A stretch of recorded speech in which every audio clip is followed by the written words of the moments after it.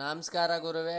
ಇವತ್ತಿನ ವಿಷಯ ಏನಪ್ಪ ಅಂತಂದರೆ, ನಾವು ಹುಡುಗರೆಲ್ಲ ಸೇರ್ಕೊಂಡು ಬರ್ರಿ ಗಣೇಶ ತರೋಣ ಅಂತ ಹೊರಟೇ ಬಿಟ್ಟು ಗುರುವೇ. ಅಲ್ಲಿಂದ ಸೀದಾ ನಮ್ಮ ಅಪ್ಪನ ಗಾಡಿ ಎತ್ಕೊಂಡ್ವಿ. ಅಪ್ಪ ಗಾಡಿ ಕೊಡಪ್ಪ, ಡೀಸೆಲ್ ಹಾಕ್ಸ್ಕೊಂಡು ಗಣೇಶ ತಗೊಂಬರ್ತೀವಿ ಅಂತ ಅಂದೆ. ಸರಿ ತಗೋಗಪ್ಪ, ಆಯಿತು, ಒಂದು 500 ರೂಪಾಯಿ ಹಾಕ್ಸ್ಕೊ ಸಾಕು, ಡೀಸೆಲ್ ಐತೆ ಅಂತ ಅಂದರು.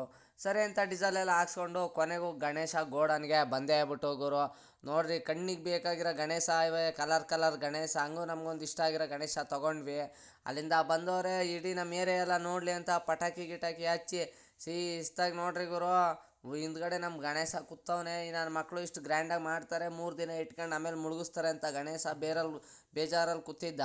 ಸರಿ ಅಂತ ಇನ್ನೇನು ಮಾಡಿಬಿಟ್ಟು ಮನೆ ಹತ್ರ ಹಾಕ್ಬಿಟ್ಟು, ಇನ್ನೂ ನಾವು ಕುಣ್ಸೋದು 2 ದಿನ ಐತೆ ಅಂತ ಹೇಳಿ ಗಣೇಶ ಇಳಿಸ್ಬಿಟ್ಟು ಈಡ್ಗೈ ಹೊಡೆದು ಅಲ್ಲಿಂದ ಹೊರಟೋರಿ ಬ್ಯಾಂಬು ಕಿತ್ಕೊಂಬರೋಣ ಡೆಕೋರೇಷನ್ಗೆ ಅಂತ ಹೋದ್ವಿ ಗುರು.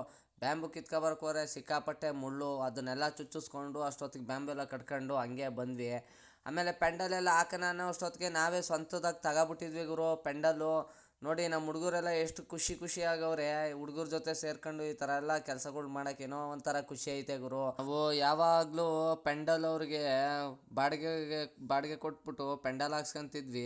ಈ ವರ್ಷ ನಾವು ಸ್ವಂತಕ್ಕೆ ತಗೊಂಬಿಟ್ಟಿದ್ದೀವಿ ಗುರು. ಈ ಸತಿ ನೋಡಿ, ಎಲ್ಲ ಹಂಗೆ ಹಿಂಗೆ ಮಾಡಿ ನಮ್ಗೆ ಹಾಕಕ್ಕೆ ಬರಲಿಲ್ಲ. ಕೊನೆಗೂ ಹಂಗೆ ಹಿಂಗೆ ಮಾಡಿ ವೀಡಿಯೋ ನೋಡ್ಕೊಂಡು ಕೊನೆಗೂ ರೆಡಿ ಮಾಡಿದ್ವಿ ಅನ್ನೋ ಅಷ್ಟೊತ್ತಿಗೆ ಫುಲ್ಲು ಕತ್ಲೆ ಆಗೋಯ್ತು. ಈ ವಿಡಿಯೋ ಇಷ್ಟ ಆಗಿದ್ರೆ ಲೈಕ್ ಮಾಡಿ, ಶೇರ್ ಮಾಡಿ. ನೆಕ್ಸ್ಟ್ ವಿಡಿಯೋ ಅಪ್ಲೋಡ್ ಮಾಡ್ತೀನಿ, ಫಾಲೋ ಮಾಡಿ.